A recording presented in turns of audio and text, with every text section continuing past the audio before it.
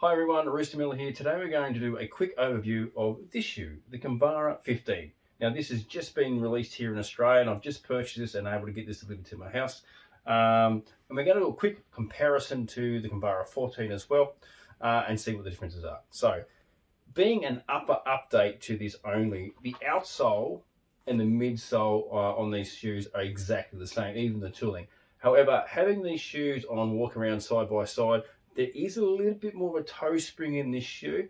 And it feels a little bit more speed roll technology. Now take that with a grain of salt because this shoe has over 400 kilometers in it, nearly 450, which is equivalent to about 300 miles in the old scale. So let's talk about these uppers. So we're dealing with an engineered mesh on the 15, and this is the same up that was basically on one of the Endorphin Pro series.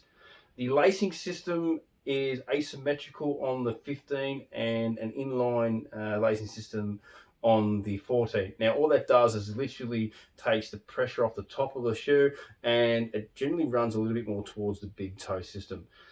Differences also are in the heel. You'll find that the 15 is heavily padded compared to the 14.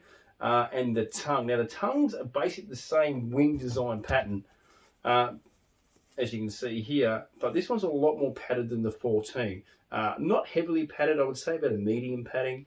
Now with the padding in the heel as well as the padding in the tongue and the asymmetrical, it does change the fit of this shoe just a little bit. Now I run a US 11 in all the Kinvaras that I've worn in the past. Now if you want to watch a little bit of history on the Kinvara, go to my previous review of the Kinvara 14.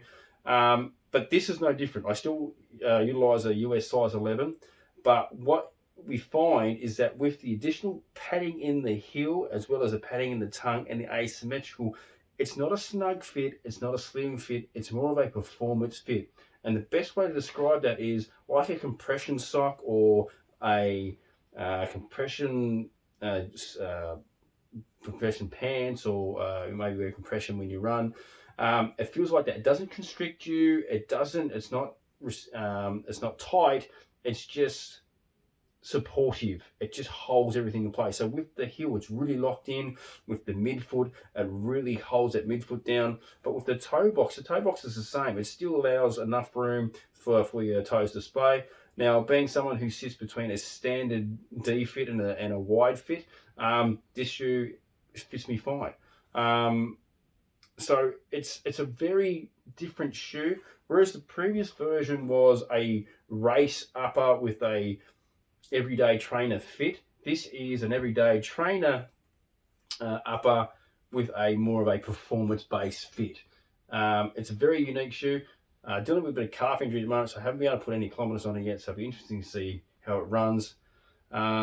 And it's still utilizing a gutted tongue system, which uses a two mesh system, which basically is you have the outside mesh and then you have an inside mesh, which is like a dust cover, and that's what the gusseted tongue is sewn into, so you don't get those rub patterns down the side.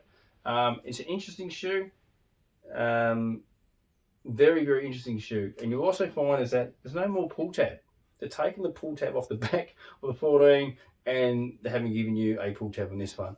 And even the shape of the heel is a little bit different. One thing I do like about the 15 is even though this is a Visi Glow or Visi Blue, there's a lot more reflective components on the shoe. So with the previous model, there wasn't very many reflective components, only on the heel with the stitching there. With this model, there is a reflective 3-dot system, as well as the Saucony logo is quite reflective. The Saucony writing on the medial side is reflective, and also on the tongue. There's a reflective part on the tongue as well, which is kind of mute because the lace is covered anyway.